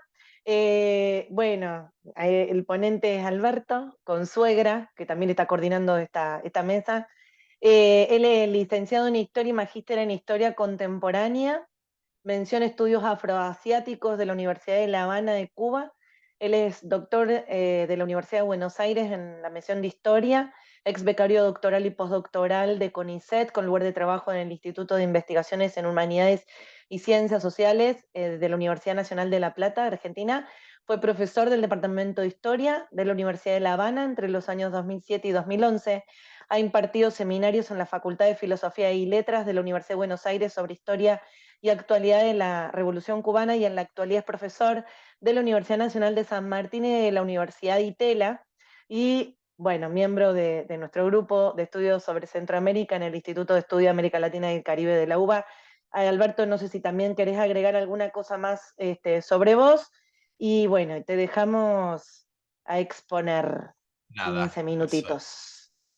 Buen día, saludos a todos y también sumarme a los agradecimientos que ha expresado Julieta y Laura en que estén acá y que hayan accedido y aceptado participar y comentar. Yo realmente, insisto, un agradecimiento muy fuerte a todos porque por ahí tuvimos que cambiar cosas, levantarnos más temprano, en fin. Mi ponencia es una ponencia que está vinculada al tema de investigación que estoy llevando en el último tiempo, que es justamente las relaciones entre Cuba y Argentina desde 1973 a 1983. Y bueno, uno de los temas que se desprende de esa gran investigación, en la cual todavía siento que voy, siempre es como un estudio exploratorio, porque uno va, en la medida que va revisando documentos, que va conociendo fuentes, que hace entrevista con expertos y demás, uno descubre siempre más aristas a la hora de analizar estas relaciones, y una de las aristas más importantes y que afloran es justamente esta transnacionalidad de las derechas anticubanas en el marco de la Guerra Fría latinoamericana como un actor importante a la hora de establecer esos nexos y ese denominador común que van a tener sobre todo la dictadura de Argentina, que se instaura en Argentina en 1976, y la de Chile en 1973. Son esas dos, digamos, las que han aflorado en la investigación, y si bien en mi ponencia yo no abordo la conexión o el impacto, el quehacer que van a tener esa derecha anticubana en Chile, sí, digamos, muestro que hay una conexión, hay una transnacionalidad ahí de su quehacer, de su pensamiento, y eso es lo que trato de mostrar en esta ponencia. La ponencia tiene como título De Versalles para el Mundo: derechas anticubanas y redes transnacionales en el marco de la Guerra Fría. No es justamente el Palacio de Versalles, sino estamos haciendo referencia acá a el restaurante Versalles, que es un restaurante típico cubano de Miami, ubicado en la Florida, y que hasta la actualidad es el centro, digamos, de reunión de la comunidad cubana en sentido general, y está claro y está probado que desde 1960 hasta la actualidad, pero sobre todo en los 60 y en los 70, era el centro de reunión de la mayoría de los líderes de los grupúsculos o grupos. No me gusta utilizar la palabra grupúsculo, sino de los grupos anticubanos o contrarrevolucionarios, no anticubanos porque eran cubanos, contrarrevolucionarios en el sur de la Florida. La ponencia, yo voy a hablar muy someramente. La ponencia toma como referencia cómo esas relaciones Cuba-Argentina están atravesadas justamente por el accionar de la derecha contrarrevolucionaria que está en Estados Unidos y sin embargo va a tener una incidencia muy fuerte en tratar de socavar, y ese es el objetivo que va a tener ese accionar de la derecha contrarrevolucionaria radicada en Miami a lo largo de los 70 y los 80. Porque acá se ha hablado reiteradas veces de ese pluralismo ideológico que no siempre, yo les diría que es también un denominador común la década del 70 y el 80, y es la cuestión del pluralismo ideológico que van a aplicar la mayoría de los países, tanto de el mundo socialista o el mundo comunista como del mundo capitalista, y justamente después de 1968 Cuba va a entrar en ese mundo del pluralismo ideológico y va a empezar a restablecer relaciones diplomáticas con muchos de los países que a partir de la salida de Cuba de la OEA habían roto relaciones. Ese aislamiento que tenía Cuba a partir de finales del 60, hay un cambio ahí en su política exterior, y uno de los países con los que va a establecer relaciones cordiales y muy estrechas va a ser con la Argentina de Cámpora. Fíjense que la asunción de Cámpora es el 25 de mayo de 1973 y el restablecimiento de las relaciones va a ser el 28 de mayo de 1973. De hecho, ahora, hace muy poco, se armó una mesa por el 50 aniversario de las relaciones con la Argentina, entre Cuba y la Argentina, y bueno, este va a ser uno de los temas de que no se abordó en esa mesa justamente por las particularidades que tiene. Dicho esto, es que del 73 al 76, la Argentina va a estar muy vinculado, estrechamente vinculado con Cuba, y el golpe de Estado del 24 de marzo del 76, y acá viene lo atípico de la investigación, no va a representar un quiebre abrupto ni un quiebre entre las relaciones entre Cuba y Argentina. Ahora bien, estas relaciones entre Cuba y Argentina van a estar justamente, van a ir por carriles, digamos, paralelos. Va a haber unas relaciones políticas, unas relaciones económicas muy bien establecidas, fuertes, y sin embargo, por un carril subterfugio no explicitado, el gobierno de Cuba va a darle asilo, refugio, va a dar ayuda a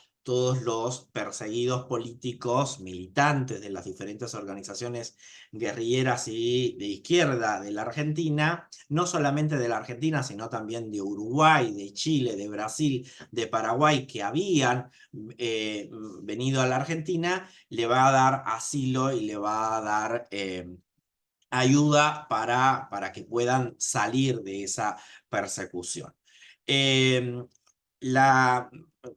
Lo atípico, digamos, de esta investigación es que además de tener muy buena relaciones políticas Cuba y la dictadura argentina, sin embargo, hasta el propio embajador cubano en Argentina va a sufrir los embates de las organizaciones contrarrevolucionarias que van a accionar en territorio argentino. Es decir, esas relaciones, lo que sí está claro, van a ser relaciones pragmáticas, relaciones epidérmicas, pero relaciones muy fuertes. Duele decirlo, por ejemplo, una de las cuestiones fundamentales que a veces me duele a mí y le duele también a la gente escucharlo, es que Cuba, la Unión Soviética y después Nicaragua van a ser los países que en la ONU van a vetar que se trate la violación de los derechos humanos que se estaban cometiendo en Argentina. Y tiene que ver por esos vínculos y esas relaciones tan estrechas que había desde el punto de vista diplomático y político con Cuba, entre Argentina y Cuba. Ahora bien, algo que yo me tuve que desdecir, y esto forma parte también de la investigación, es que en un primer acercamiento que yo hice de estas relaciones, yo dije que las relaciones entre Cuba y Argentina del 76 al 83 habían sido relaciones en ascenso y que nunca se habían puesto en cuestionamientos, que nunca esa relación había estado a punto de cortarse. Bueno, eso no va a ser así y hay documentos que demuestran justamente que ese accionar de las organizaciones contrarrevolucionarias en territorio argentino en contubernio con la CIDE y también con la DINA chilena van a poner justamente en entredicho en el año 78 justamente las relaciones entre Cuba y la Argentina. Es decir, va a ser el momento de mayor tensión que de hecho hay un discurso del año 78, del 26 de julio del año 78, donde el propio Fidel Castro habla de lo que estaba haciendo la Argentina y cómo estaba él en su momento, ahí dice que estaba supeditado a los intereses de los Estados Unidos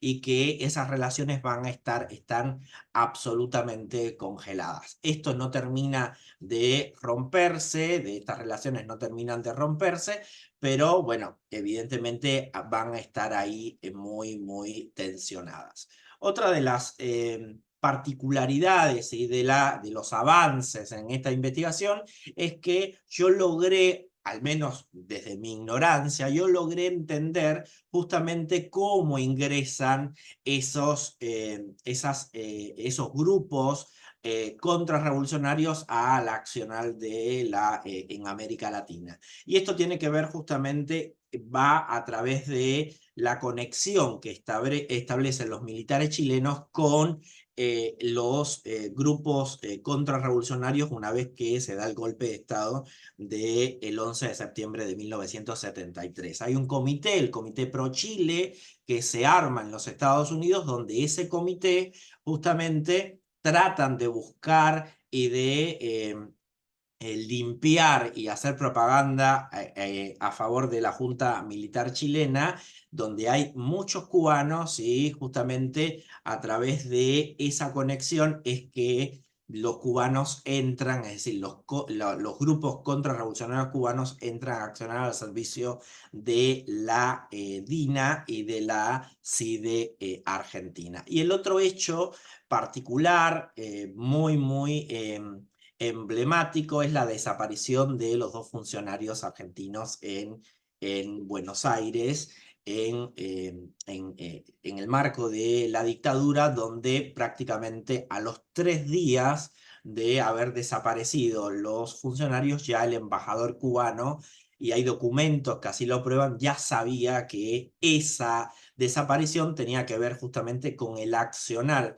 de la CIDE, él lo dice a sí mismo, es la CIDE y son los grupos contrarrevolucionarios cubanos en contubernio con, digamos, la dictadura argentina. Algo que realmente por mucho tiempo yo no lograba encontrar el por qué se había dado justamente la desaparición de esos cubanos, funcionarios cubanos, y es que justamente un mes antes, producto de toda la persecución y el asedio que van a tener los dirigentes de izquierdas y militantes en la Argentina, se había dado justamente el arresto de Patricio Viedma, que va a ser uno de los líderes fundamentales del MIR chileno, que se había exiliado en Argentina y él formaba parte, era una figura clave dentro de la Junta de Coordinación Revolucionaria.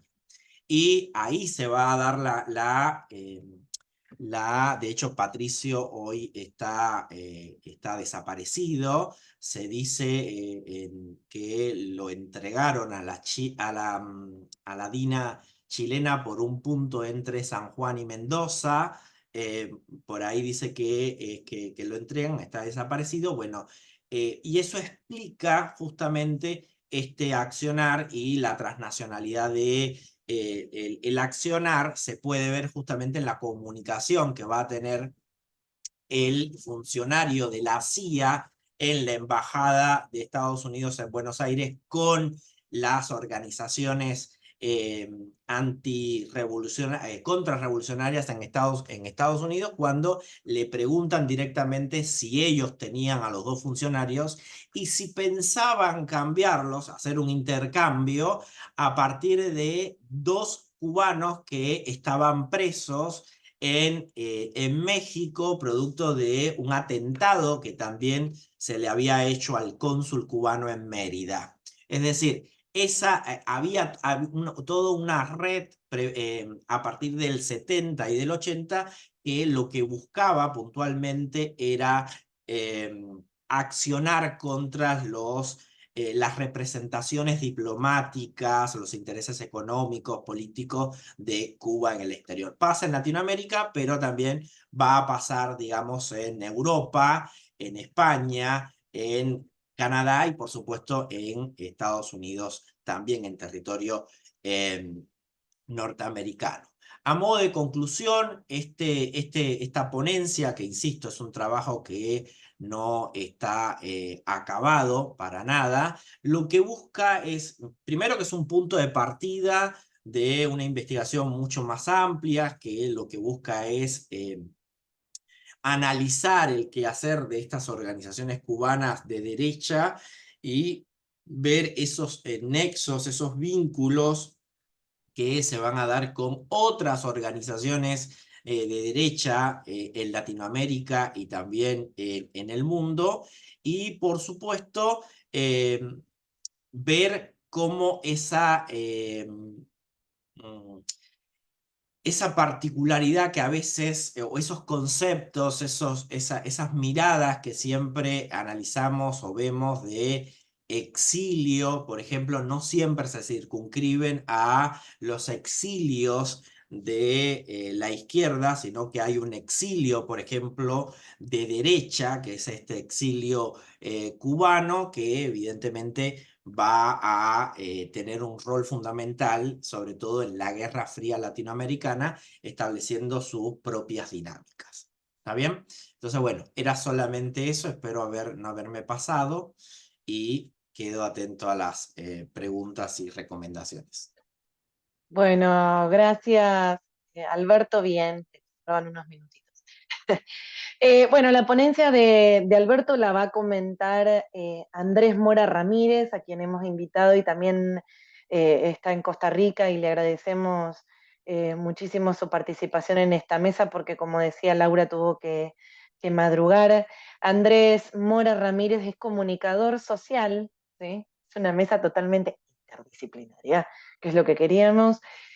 Magíster en estudios latinoamericanos con énfasis en cultura y desarrollo, y magíster en educación con énfasis en docencia universitaria, ambos por la Universidad Nacional de Costa Rica. Es profesor investigador del Instituto de Estudios Latinoamericanos y de la UNA, donde también coordina las carreras de posgrado de esta unidad académica, la maestría en estudios latinoamericanos y la maestría en derechos humanos y educación para la paz.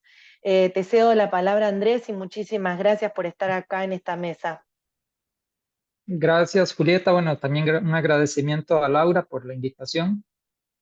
Pues es un gusto participar y a veces, bueno, cumplir el papel un poco injusto también, ¿verdad?, de hacer comentarios sobre las investigaciones de los compañeros, entendiendo, ¿verdad?, que muchas veces la limitación de espacio que tenemos para desarrollar una ponencia no alcanza para expresar todo lo que quisiéramos decir y toda la profundidad de los trabajos que se han venido desarrollando.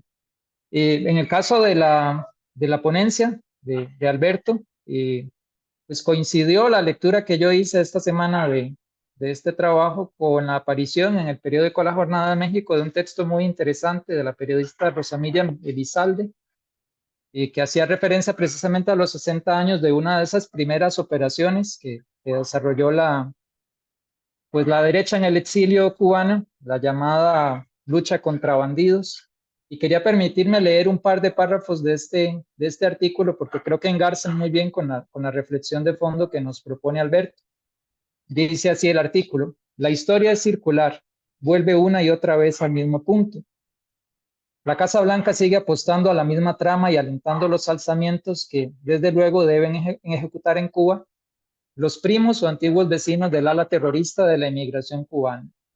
Llevamos 6 décadas de repeticiones en las que Miami pone las arengas de combate y la orquesta con sus himnos de guerra, transmitidos a toda potencia desde las emisoras de Florida y ahora en las plataformas sociales.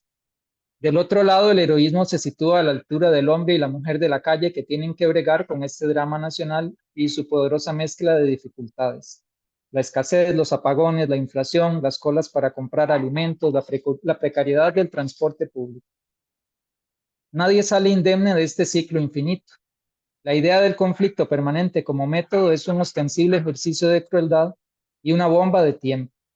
La larga duración, la aspereza y la incapacidad de las sucesivas administraciones estadounidenses para despojarse del espíritu de la Guerra Fría han envenenado una relación que podría haberse conducido en términos de mayor racionalidad. Creo que entonces el trabajo que hoy nos presenta el profesor Alberto se enmarca precisamente en la pervivencia de esa lógica a través del tiempo en la historia de América Latina y bueno, con todas las repercusiones que esto puede tener también en nuestro presente. Dicho esto, creo que la exposición que nos ha hecho Alberto también amplía muchos de los elementos que están presentes en el texto de la ponencia. Entonces, en ese sentido, seguramente aclara algunas de las inquietudes, algunas de las preguntas que podríamos formularnos al hacer la lectura solamente del texto. Es interesante la puntualización o el enfoque que le está dando Alberto a esta investigación en el caso de las relaciones o de la presencia de estas redes cubanas en Argentina y Chile, ¿verdad? En ese sentido, Alberto, yo me hacía pues algunas preguntas, ¿verdad? Pensaba si la incursión o la aparición de estas redes en estos 2 países en América Latina se da sin mediaciones previas, es decir, plantearnos, o sería importante si usted pudiera desarrollar luego, ya sea en el escrito o en el espacio de intervención, cómo llegan estas redes a Argentina y a Chile, ¿verdad? Porque hay muchos, digamos, escalas previas que uno podría identificar, ¿verdad? A partir de las investigaciones, de la literatura disponible. Estoy pensando, por ejemplo, muy cercano a nosotros aquí en Costa Rica, la presencia que tuvieron algunas de estas redes en El Salvador, por ejemplo, con todo lo que fue el financiamiento y el aprovisionamiento de armas para la contra en Nicaragua. Ahí aparecen figuras, ¿verdad?, muy destacadas del exilio cubano y de la derecha en Miami, como es Luis Posada Carriles, por ejemplo. Entonces, sería interesante si en esta investigación usted pudiera precisar o abordar, ¿verdad?, cómo se dan esas articulaciones. Es decir, son redes que desde Florida llegan o establecen contactos directamente en Argentina y en Chile, o tienen que ver con un entramado más amplio, ¿verdad?, de organizaciones que operan en toda la región y que van facilitando esos contactos, ¿verdad? Me parece que sería muy interesante si usted pudiera tomar en cuenta esta perspectiva también, porque ayudaría a entender, digamos, la complejidad de esos entramados que se van tejiendo, ¿verdad? En la ponencia simplemente, bueno, y obviamente es por una cuestión de espacio, usted prioriza y se concentra solamente en la presencia en Argentina y Chile. Yo me preguntaba, bueno, ¿cómo llegan allí? ¿Verdad? ¿Cuáles son esas relaciones previas o esos contactos que permiten el ingreso, la entrada, ¿verdad? El conocer el territorio. Sería interesante establecer esas vinculaciones. Me parece que una fuente importante a considerar también, Alberto, que usted no la, creo, ¿verdad? Que no, por lo menos en el documento no la menciona, sería el Archivo Histórico Diplomático de la Secretaría de Relaciones Exteriores de México, ¿verdad? Con el gobierno de López Obrador se han liberado muchos archivos, hay mucha documentación interesante. Se lo comento porque hay un colega acá en Costa Rica que estuvo investigando sobre, o pidió, digamos, colaboración a este archivo para obtener toda la documentación que ellos han recopilado sobre, por ejemplo, Manuel Mora, que fue el dirigente histórico del Partido Comunista de Costa Rica. Y es muy interesante ver en todos esos cables, en todos los documentos que emitían las diferentes embajadas, el seguimiento que le hacían a figuras específicas, pero también, por ejemplo, en el caso de las redes cubanas, a la presencia, y se lo menciono, ¿verdad?, que tenían en Costa Rica, que tenían campos de entrenamiento en el Atlántico, que estaban estableciendo conexiones con otras organizaciones en El Salvador, en Nicaragua, en Guatemala. Entonces, de repente, tal vez esa es una fuente que le podría a usted también enriquecer esta investigación que está realizando, ¿verdad? Me parece que sería valioso en ese sentido trabajarlo y explorar qué se pudiera encontrar allí. Como recomendación, quisiera mencionar también, ¿verdad? Que valdría la pena hacer una distinción o una caracterización de las diferentes o de los diferentes tipos de redes que operaron en América Latina, ¿verdad? En este periodo, redes de la derecha. Usted se concentra mucho en las que, o básicamente en las que ejercieron violencia política y terrorismo para alcanzar sus objetivos, pero creo que también, como lo explicaba Leandro también, hubo otros ámbitos, ¿verdad? En el mundo de la cultura, el mundo del arte, el mundo de las redes intelectuales también, que tuvieron una presencia, ¿verdad? Entonces, claro, el título hace referencia solamente a redes de derecha anticubanas, ¿verdad? Sería interesante precisar qué tipo de redes quiere usted centrar en este estudio, en esta investigación, ¿verdad? En caso de Centroamérica, fue muy notoria, en México también, ¿verdad? La presencia de redes, llamémoslo así, redes culturales, redes intelectuales, redes políticas, incluso que sin recurrir necesariamente a la violencia política, también ejercieron influencia, ¿verdad? Sobre los partidos políticos, sobre las cancillerías, reorientaron de alguna manera la política exterior de los gobiernos latinoamericanos en favor de la agenda que tenía la derecha cubana en el exilio. Entonces creo que sería valioso también hacer una precisión en ese sentido, ¿verdad? Digamos, a nivel conceptual de cuáles serían, digamos, esos ámbitos que a usted le interesaría trabajar en relación a las redes.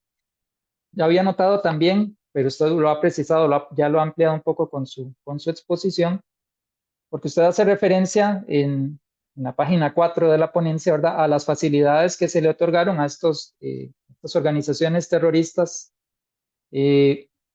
para vincularse, o facilidades otorgadas por los gobiernos militares, sobre todo en Sudamérica, para ingresar al territorio, ¿verdad? Para operar de alguna manera consentidamente, pero se queda solo como una mención general. Ahora usted en la exposición pues ha ampliado un poco más esto, entonces yo creo que sería valioso también que en el texto se pudiera enriquecer esa dimensión.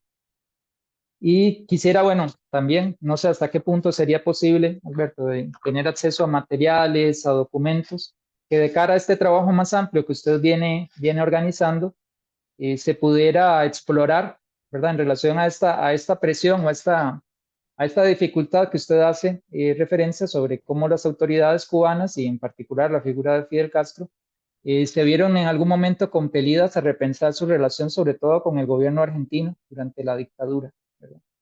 La mención queda, ¿verdad?, en términos generales, pero pensaba que sería interesante que se pueda precisar, ¿verdad?, de dónde vinieron esas presiones. ¿Fueron solamente internas en Cuba, en autoridades de gobierno, en el mismo Partido Comunista? ¿Qué pensaban otras organizaciones de izquierda y otros partidos comunistas de la región respecto de esas relaciones que mantenía Cuba con el gobierno dictatorial en Argentina, o en propio caso chileno, que es el otro que usted está investigando? Si a nivel internacional, estoy pensando en la Organización de Países No Alineados, hubo debates, hubo tensiones, hubo discusiones respecto de estos posicionamientos, ¿verdad? Entonces sería interesante ver hasta qué punto se puede encontrar material, ¿verdad?, que ilustre también a lo interno de Cuba, del gobierno, de la revolución, cómo fueron esas tensiones, ¿verdad? ¿Qué matices adquirieron? ¿Por qué hubo un momento en que fue necesario cambiar o variar esta política y estos acercamientos? Y creo que le daría, digamos, un espesor mucho más rico, ¿verdad?, a este trabajo que usted viene realizando. Y lo otro, la otra sugerencia, me parece también muy valioso, ¿verdad?, esta mención que usted hace, y es una lástima que haya quedado solamente en las consideraciones finales respecto al estudio de las derechas en el exilio, ¿verdad? Creo que es un tema como para darle más peso también dentro de la ponencia, de la investigación esta más amplia que usted desarrolla, y porque efectivamente dentro del estudio de los exilios en América Latina hay un vacío, ¿verdad?, claramente en el estudio de las derechas, o por lo menos de aquellos grupos o poblaciones que van al exilio y que no necesariamente se identifican con posiciones de izquierda o centroizquierda o de la socialdemocracia.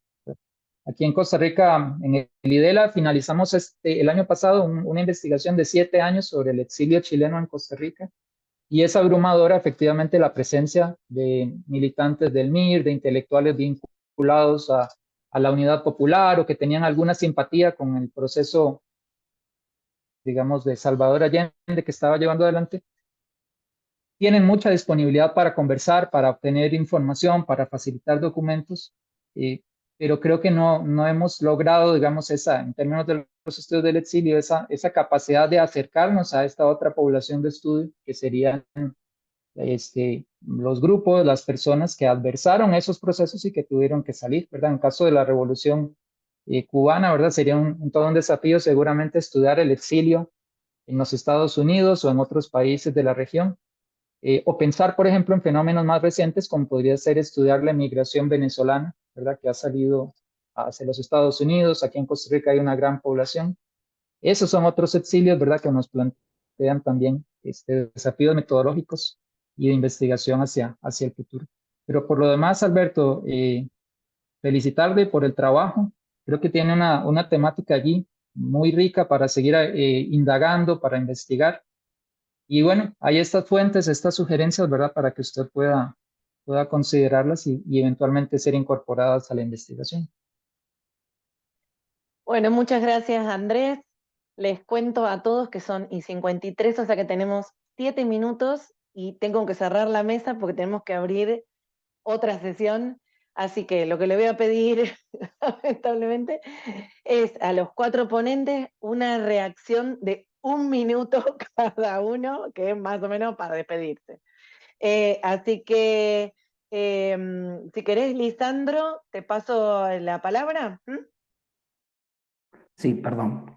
Sí, muchas gracias. No, primero que nada, agradecerle al profesor Javier Castro y en nombre de él al resto de los comentaristas, que es un trabajo, digamos, muy importante al momento de presentar comunicaciones en congresos.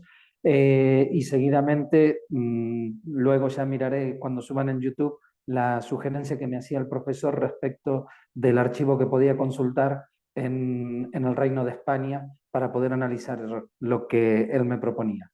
Muchas gracias y pasamos después al siguiente enlace que hay para entrar en la siguiente sesión, ¿verdad? Exacto, Lisandro, exacto. Listo, Yo les paso muchas ahora, gracias. se los voy a pasar acá en el chat igual para que lo tengan a mano. Ahí Gracias, lo copié en el muchísimas chat gracias. al enlace de la siguiente sesión. Gracias, Gracias. Lau. Igual la seguimos, o sea, nos seguimos conectando. Bueno, yo María también. Florencia. Sí, gracias, Julieta. Bueno, también agradecerte, Laura. No tengo mucho más para decir, la verdad que anoté todas las preguntas. Son preguntas que me sirven mucho para eso, seguir profundizando sobre una cuestión que queda medio tangencial en mi investigación, que es justamente esto de las relaciones también con Taiwán. Así que te agradezco por leer el trabajo y también, bueno, por haber visto esto y sugerirme eso, profundizar. Gracias, María Florencia. Igual quédate conectada con nosotros porque la idea es que después podamos seguir trabajando sucesivamente. ¿Sí? Leandro, ¿querés decir algo? Bueno, quería agradecerle al comentarista, tomo nota de mucho de lo que me ha dicho, y agradezco el esfuerzo de haberlo leído, sabiendo que vengo de otro ámbito, por ahí algunos de los comentarios hacían un poco más en lo social o histórico, y esto está planteado como una tesis para ser presentada en la Facultad de Artes, entonces por ahí tenía que tensar un poco el argumento para aportarlo a esta mesa, pero bueno, está bueno algunos puntos que me van a servir para reorientar o profundizar algunos niveles. Gracias. Buenísimo, Leandro. Y Alberto, Alberto. si querés. Bueno, Andrés, muchísimas gracias por todos los comentarios, los anoté todo. Todos en algún momento esta ponencia forma parte de un trabajo mayor, es un capítulo de libro que está casi todo más ampliado en ese capítulo de libro. Sí, lo de la Cancillería sería genial. Ahora mismo estaría sacando el boleto. Pero bueno, es lo que pasa con la realidad y las realidades de los investigadores del Cono Sur. Así que bueno, sí, sé que México fue un mundo diplomático que siguió muy de cerca justamente tanto en Argentina como en Cuba toda esa cuestión. Bueno, presiones del movimiento de países no alineados no existió. De hecho, Cuba va a ser el presidente pro tempore de los no alineados justo cuando Argentina estaba teniendo les estaba dando la famosa campaña anti-Argentina, la famosa o en teoría campaña anti-Argentina, y de hecho Fidel Castro manda a un diplomático a darle personalmente a la Junta Militar Argentina la invitación, y de hecho va Cavandoli a La Habana, ahí junto con todo el mundo. Así que presiones de ningún tipo hubo. Las presiones en un país como Cuba, sea en el 60, en el 70 y en el 80, las tenía única y exclusivamente y lo tomaba de manera unilateral Fidel Castro. Y esas relaciones, digamos, ese punto de tensión se dio prácticamente a partir de el embajador de acá y Fidel Castro. Y bueno, el objetivo justamente de este trabajo es ese, empezar a trabajar a las derechas, el exilio de las derechas, digamos, en el caso de Cuba, y yo, por supuesto, me circunscribo a la parte de Argentina, lo que es el Cono Sur. En un momento, evidentemente, habrá que pasar a Centroamérica, que va a ser muy, muy importante, y los vínculos están dados por Posada Carriles y Orlando Bosch, que van a ser esas figuras fundamentales que van a tener nexo primero en Venezuela, y después van a grandes rasgos, estoy diciéndolo, y después evidentemente con los militares chilenos. Es decir, así es como se va a dar justamente con esos exiliados de derecha contra el gobierno de Allende en la Florida. Ahí se va a dar ese vínculo, y se dice que los cubanos son los que le dan el know-how a la DINA y a la CIDE para hacer este tipo de atentados contra los organismos cubanos. Entonces, Bueno, Alberto, perdón que te voy a interrumpir. ya terminé. Tenemos que cerrar la mesa, voy a cortar la grabación.